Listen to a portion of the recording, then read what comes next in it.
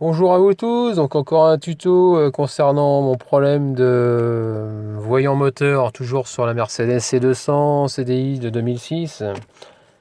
Donc j'avais fait il y a quelques temps quelques vidéos perte de puissance, donc j'avais nettoyé ma vanne EGR, donc là c'était nickel. J'ai ensuite changé le débitmètre en retour de Bretagne parce qu'il y avait un problème. Là je repasse la valise. Et donc j'ai changé, je me suis dit, ça se trouve, c'est peut-être comme ça me mettait au début variateur Van EGR, donc pour moi c'était Electrovan, donc elle était grippée. Donc je me suis dit, au niveau mécanique, il y a peut-être un souci, mais au niveau électrique aussi, je me suis dit, c'est trouve, il y a peut-être un autre souci. Donc ce que j'ai fait, j'ai changé carrément Electrovan, hein. J'ai mis une Electrovan neuve, mon débitmètre est neuf, je refais 30 bornes et le voyant moteur est ressorti. Donc là, j'essaye d'y aller à tâtons. Donc là, je repasse la valise encore une fois de plus et puis on va bien voir. Alors les symptômes, c'est à bas régime, on va dire. Ça fait comme si je voulais faire le coup de la panne, c'est-à-dire à la des hockey. En dessous de 2000 tours, on va avoir des hockey, quoi. Et puis par moment, ça se met à rouler normalement. Donc j'ai pas de perte de puissance, tout roule bien. Elle roule bien autrement, mais c'est quand je suis inférieur à 2000 tours dans un centre-ville, j'ai cru qu'elle allait. Ça fait comme si je savais pas conduire, comme si je lâchais l'embrayage sans arrêt, quoi. Donc comme d'habitude, donc, je reprends ma valise DS708 Pro Maxidas. Et puis donc on va essayer de voir ce coup-ci, c'est voir ce que c'est. Qu'est-ce qu'il va me trouver comme défaut, quoi. Voilà. Donc là on va aller laisser faire le test jusqu'à 100% et on verra bien.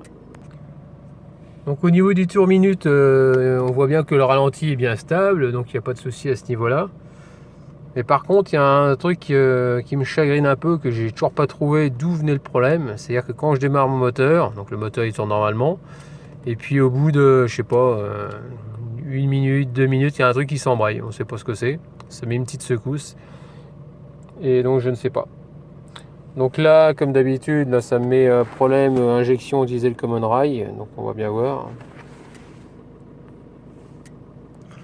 Alors sur certains forums, j'ai regardé sur les forums, savoir de quoi ils parlaient exactement. Alors, il y en a, ils parlent de la pipe d'admission qui pourrait avoir un problème. Mais le collecteur, ça peut être soit un volet ou un volet qui est cassé ou détaché. Donc le volet, c'est ce que vous trouvez sur le boîtier noir en nid d'abeille. Celui qui se rapproche le plus près du cylindre, qui est super chiant à faire. Celui que j'ai fait en février. Sauf que j'ai jamais réussi à le démonter correctement, en entier. Et donc j'ai des gros doutes, quoi. J'ai des gros doutes là-dessus, tant que j'ai pas comment dire, sorti la pièce complètement pour avoir un aspect visuel. Le souci, c'est que je resterai toujours dans le doute. Autrement, au niveau de la consommation, elle consomme pas plus. Donc là je suis à 5,9 litres là, donc ça reste raisonnable, il n'y a pas de souci. Parce que si c'était vraiment un problème à ce niveau-là, au niveau des volets, je pense que la consommation aurait augmenté. Donc pour revenir donc à la vanne EGR que j'ai changée, donc bon, celle-là je vais pouvoir la garder quand même sous le coude gauche, qu'apparemment le problème n'a pas été résolu. Donc là on va voir le défaut là maintenant. Alors lire les codes.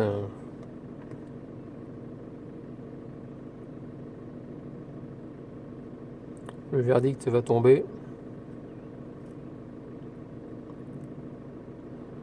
Contrôler le composant, transmetteur de pression en aval du filtre à air. La pression atmosphérique entre le composant. Putain, mais c'est dingue ça.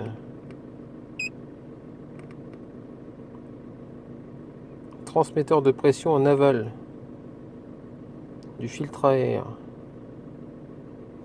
Alors l'autre fois c'était en amont.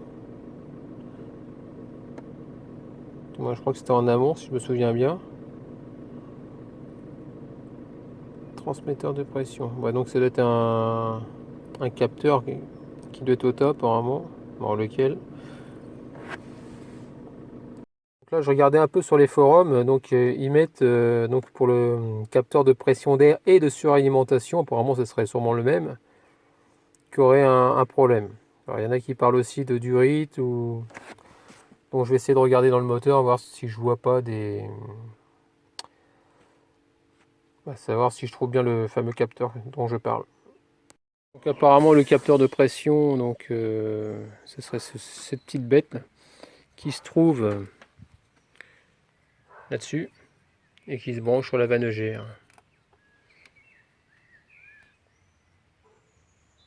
Donc cette pièce là apparemment ça vaut dans les 38 euros. Ah, donc je vais changer ça, on verra bien. Parce que ça me marque capteur de pression d'air.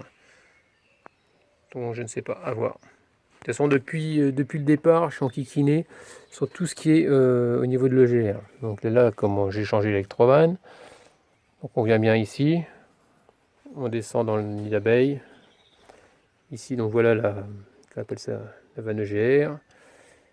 Donc c'est pas tout ce tronçon là, c'est propre, c'est nickel. Le collecteur, lui j'ai nettoyé jusqu'au cylindre hein, quasiment. Le débitmètre il est neuf, donc ça peut pas être ça. Donc le capteur de pression, donc je vois que ça quoi.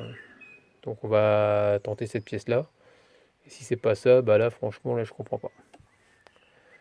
Donc à voir. Je vous tiens au courant. Je viens de récupérer le nouveau capteur. Donc logiquement ça devrait marcher. Donc là c'était juste une question de référence. Donc c'était un transmetteur 5.3 au départ et c'était un 5.4 qu'il me fallait. Donc la différence c'est que c'était pareil 006 153 et ce qu'on m'avait donné c'était 98-28 et là c'est 99-28. Donc ça joue à pas grand chose mais ça suffit pour être enquiquiné. Donc là je vais le monter, il y en a pour 2 minutes à le faire. Donc voilà, donc là avec du E8, une petite rallonge, un adaptateur et un petit cliquet. Voilà, vous desserrez tout simplement. Vous le débranchez en pinçant sur le côté, vous tirez et ça vient. Voilà, ici vous tirez sur le caoutchouc et ça viendra sur la durite du moins. Voilà l'ancien, la durite de débrancher, la prise électrique, puis voilà. Donc ça y est, il est branché.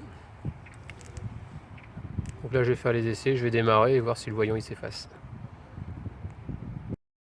Là une fois changé, donc j'ai toujours le défaut. Donc ce que je vais faire, je vais mettre passer la valise pour effacer et puis je verrai bien. Donc le repassage à la valise, donc une classe C, une 203 jusqu'à 2007, direction à gauche, tout modèle, diesel, c'est la C200 CDI. Et on va faire un scan.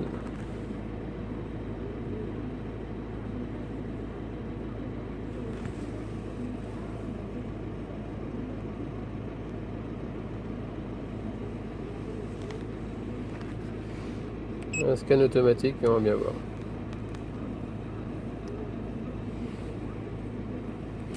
Là c'est parti jusqu'à 100%. Donc encore pareil, panne 3 au niveau de l'injection diesel Common Rail. On pourra bien voir. Là c'est lecture des codes.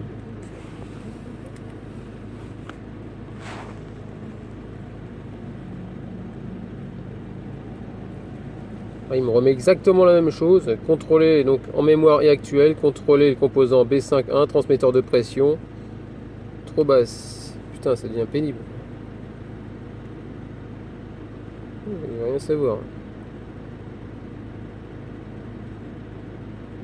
En aval du filtre à air.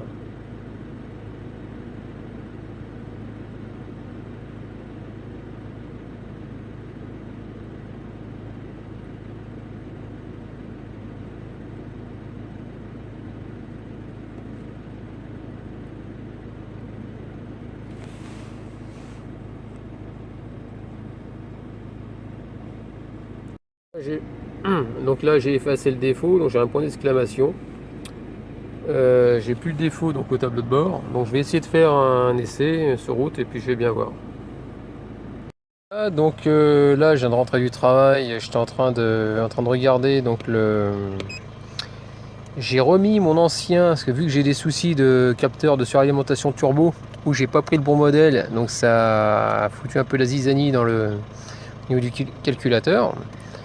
Donc je me suis dit que c'est vrai que j'avais changé le débitmètre il n'y a pas très longtemps, et je me suis dit pourquoi, ça se trouve j'ai peut-être le même problème, j'ai peut-être pas le bon modèle. Je me suis peut-être trompé. Donc effectivement, là je viens de remonter l'ancien. Bon là pour l'instant j'ai toujours le voyant moteur. Mais avec le nouveau capteur de suralimentation turbo, là la voiture elle a retrouvé toute sa patate. Donc là déjà c'est un bon signe. Donc j'avance de plus en plus.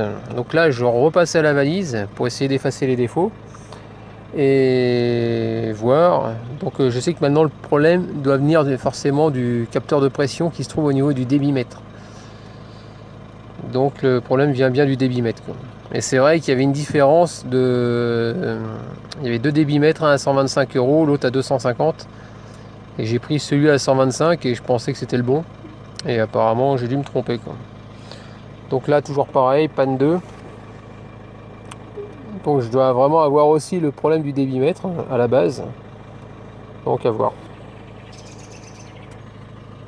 Donc j'ai eu donc une explication donc ce matin avec Mercedes Évreux. Donc le gars, c'est vrai que dans ce qu'il me dit, il a pas tort. Donc quand j'ai mis mon donc l'ancien l'ancien qu'on appelle ça contacteur pas contacteur capteur de suralimentation turbo, comme il était ancien, donc forcément il donnait des valeurs erronées au calculateur. Et par rapport à la pression atmosphérique qui joue au niveau du débitmètre, le souci c'est qu'il donnait pas les bonnes informations, donc il marchait normalement, sauf que j'avais toujours le voyant moteur. Et dans la discussion avec Mercedes Évreux, lui le gars il m'a dit le fait de mettre un nouveau capteur qui fait son rôle, lui il va vraiment voir s'il y a un autre souci ailleurs, donc il va forcément brider la voiture pour la protéger, quoi. Tout simplement, quoi. Et donc mon problème vient bien plus du capteur de suralimentation turbo, maintenant qu'il est neuf, mais d'un autre problème qui s'est rajouté ou qui était déjà présent à la base, quoi. Donc le gars il me disait aussi de vérifier, donc ça pouvait être aussi un problème à la base, d'un problème faisceau qui se trouve entre tout ce qui est alimentation électrique au niveau du débitmètre et qui est relié jusqu'au calculateur. Donc il suffit comme il m'expliquait, hein, de débrancher tout ça et puis vérifier la continuité avec un multimètre. Bon, apparemment les fils sont pas coupés parce que là je vois que il y a de la patate. Donc je vais me diriger plus vers le débitmètre maintenant. Donc la panne 2, donc on va aller voir dessus. Voilà. On va lire le défaut. Lire les codes. Bon, logiquement le transmetteur de pression il devrait plus être affiché, si j'ai pas de bêtises. Mais il devrait être plutôt sur le truc atmosphérique comme j'avais ce matin. Ah donc voilà, donc là. Ah bah c'est cool. 1000 marches en mémoire. Ah, apparemment c'est que des mémoires, donc logiquement j'ai pas de soucis. Donc le transmetteur de pression de charge, donc comme j'avais qui était actuel, donc là on peut voir qu'il a disparu. Donc il est en mémoire, donc ça c'est fini, il est plus actif. Et là le composant transmetteur de pression aval du filtre à air atmosphérique, entre le composant B285, qu'est-ce que ça me met? Calculateur n'est pas plausible. Donc ça c'était en mémoire. Donc logiquement je vais pouvoir effacer et je ne devrais plus rien avoir normalement. Donc j'efface les codes. Hop.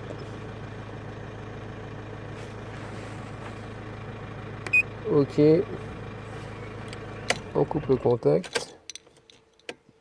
Attends 10 secondes. Donc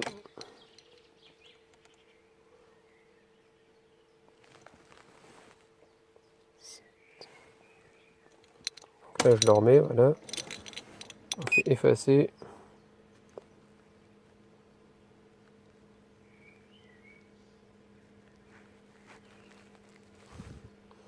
Retour.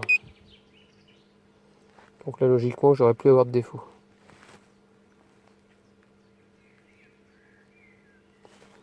Yes! C'est bon, mon problème est résolu. Donc finalement, j'ai changé mon débitmètre l'autre fois. Donc ça m'avait mis une erreur par rapport au débitmètre. Et donc finalement, il y avait aussi le capteur de suralimentation turbo. Donc si j'avais su, en gros, j'ai dépensé 125 € pour rien. Donc là, mon problème est résolu, hein. Donc là, vous voyez, il n'y a plus de voyant moteur. Donc la voiture est réparée. On va faire les essais sur route. Donc on peut voir, ça... j'ai passé 3000 tours. Voilà, une patate d'enfer. Ah bah là c'est génial. Là je retrouve ma C220, C200. Ah, c'est nickel. Bon, bah. Et c'est concluant. Ah, ça fait plaisir de retrouver sa C200 en pleine forme. Tout ça pour une pièce à 30 balles, quoi. 30 ou 33 € à peu près, quoi. En espérant que ce petit tuto vous aura bien aidé. Je vous dis à très bientôt. N'hésitez pas à me laisser des commentaires avec des j'aime ou j'aime pas. Et pensez à vous abonner. Ciao.